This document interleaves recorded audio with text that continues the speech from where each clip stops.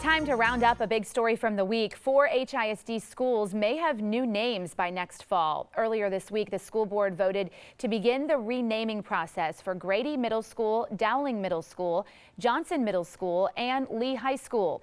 All were named after Confederate loyalists. 4 other schools were also considered for renaming. However, those were denied name changes to allow for more community input. So that's our topic this half hour. We want to hear from you on our Fox 26 Facebook page. We've posted our topics there. You can also send a tweet. Be sure to use the hashtag Fox26for Life. Joining us live in our newsroom this morning is our panel led by our senior legal analyst, Chris Tridico, our news analyst, Mustafa Tamiz, and public policy analyst, Jackie Bally. Good morning, guys. Good morning. All right, so the HISD needs to find a new superintendent. There are concerns over how the bond money is being used. Did you see this as a priority, and did the board do the right thing? Well, look, they started this about a year ago. They started talking about this. They had it out for study for quite some time. Rhonda Skiller-Jones, who was here last week, said last year that they would get this done. And so I don't know that they really spent a whole inordinate amount of time on it. The greater question is do they need to do it?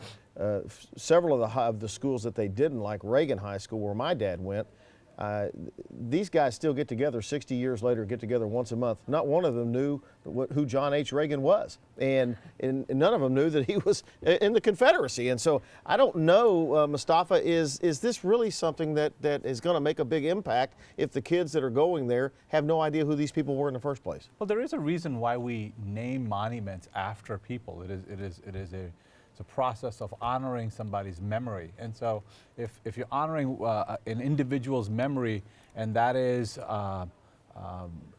causing pain to others, then it's probably not a good idea to do so. So if they didn't know what high school they went to, then what does it matter what the name changes to those people that don't care? But for those who do care, I think this is an important step in the right direction. This started last year with the flag removal in South Carolina, I believe, and all of the issues that were surrounding that, and caused everyone in the South to reevaluate our monuments to people in the Confederacy. There is some merit to saying we really shouldn't be propping up people who supported slavery. Yeah, but you can't erase our history. That is our history. It's what our past is, and it's helped us to become who we are right now today. I'm more concerned about how much this is actually going to cost, because when you're renaming buildings, you're going to have to change a lot of your paraphernalia, your signage. So I'm just wondering about what the cost is going to be assigned to this, because they're already $211 million short from their bond program, their 2012 bond program. You have schools like Davis and Yates, which are predominantly African American, which they're saying they have rats running through the buildings. They need a lot of repairs. So instead of worrying about changing names, I think we should be worried about getting the money to those schools. So yeah, a lot of people may be offended about this, but you cannot erase history. This is part of who we are. And what about that? You've got schools that are in dire need of repair. It's going to be several years before they get around to fixing those under the bond, and we're going to spend all this money changing the name and the signs and the marquees. Well, it's as part of the bond. If you're going to renovate those buildings and you're going to build new buildings, then it makes sense to do it now rather than later. It is actually a smart way to look forward. But the other part to this is that, you know, it is offensive to people, and it is not erasing our history, but it's not commemorating a part of history that we're not proud of, and that's what this is about. I'm actually more concerned about some of the other votes that we should talk about in a minute. Well, we're going to do that in a minute. Let me go to Sally. She's monitoring our social media. Okay, let's take a look at Twitter and see some of the tweets that are out there. First, Super Ninja 98. She says the names should stay. If they have a problem, they can move north. We are in the South after all.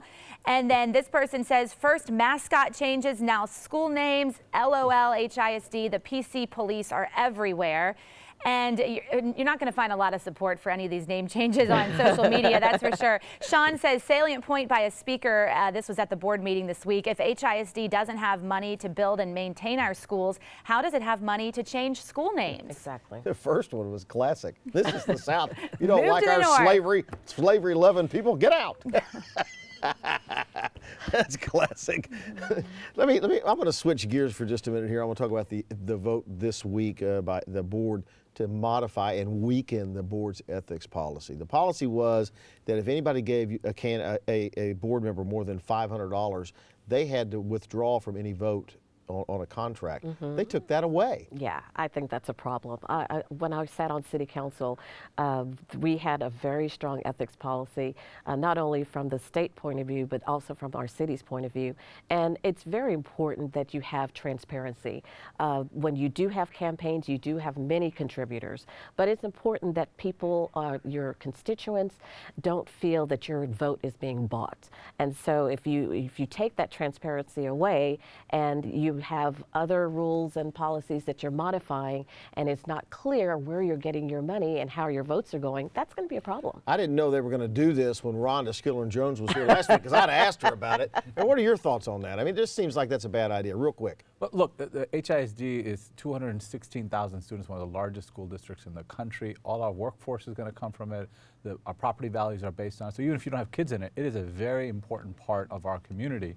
And so things like this make me nervous, but at the same time, I think the compromises that were made at the table were worthwhile.